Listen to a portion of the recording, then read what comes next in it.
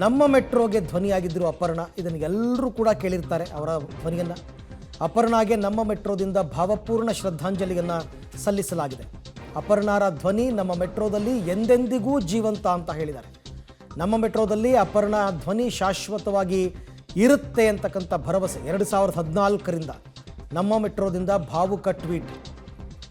ಯಾಕೆಂದರೆ ನೀವು ಮೆಟ್ರೋದಲ್ಲಿ ಓಡಾಡ್ತಾ ಇದ್ದಾಗ ಅಲ್ಲಿ ಅನೌನ್ಸ್ಮೆಂಟ್ ಏನು ಬರುತ್ತೆ, ಮುಂದಿನ ನಿಲ್ದಾಣ ಇಂಥದ್ದು, ಎಡಕ್ಕೆ ತೆರೆಯಲಿದೆ, ಬಲಕ್ಕೆ ತೆರೆಯಲಿದೆ ಬಾಗಿಲು, ಇದೆಲ್ಲ ಧ್ವನಿ ಅಪರ್ಣಾ ಅವರದ್ದೇ.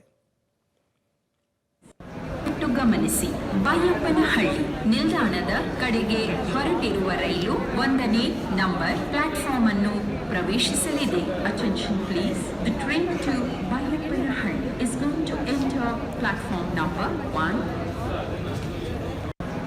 ಗಮನಿಸಿ, ಬೈಯಪ್ಪನಹಳ್ಳಿ ನಿಲ್ದಾಣದ ಕಡೆಗೆ ಹೊರಟಿರುವ ರೈಲು 1ನೇ ನಂಬರ್ ಪ್ಲಾಟ್ಫಾರ್ಮ್ ಅನ್ನು ಪ್ರವೇಶಿಸಲಿದೆ. Attention please, the train to Baiyappanahalli is going to enter platform number 1.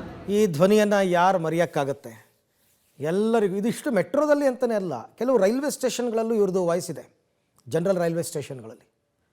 So ಹಾಗಾಗಿ ಆ ಧ್ವನಿ ಯಾವತ್ತಿಗೂ ಕೂಡ ಇನ್ನು ಮುಂದಕ್ಕಂತೂ ಟ್ರೈನ್ ಹತ್ತುತ್ತಾ ಇದ್ದಾಗ, ಇಳಿತಾ ಇದ್ದಾಗ ಪ್ರತಿಯೊಬ್ಬರಿಗೂ ಕೂಡ, ಪ್ರತಿಯೊಬ್ಬ ಕನ್ನಡಿಗರಿಗೂ ಕೂಡ ಆಕೆ ನೆನಪಾಗ್ತಾರೆ. ಅದು ಶಾಶ್ವತವಾದಂತಹ ಹೆಸರು. ಅದಕ್ಕೆ ನಮ್ಮ ಮೆಟ್ರೋದವರು ಸರಿಯಾದ ಗೌರವವನ್ನು ಸೂಚಿಸಿದ್ದಾರೆ. ಮೆಟ್ರೋ ಇರೋ ತನಕನೂ ಕೂಡ ಶಾಶ್ವತವಾಗಿ ಅಪರ್ಣಾ ಅವರ ಧ್ವನಿ ಇರುತ್ತೆ ಅಂತಕ್ಕಂಥದ್ದನ್ನು ಕೂಡ ಹೇಳಿದ್ದಾರೆ.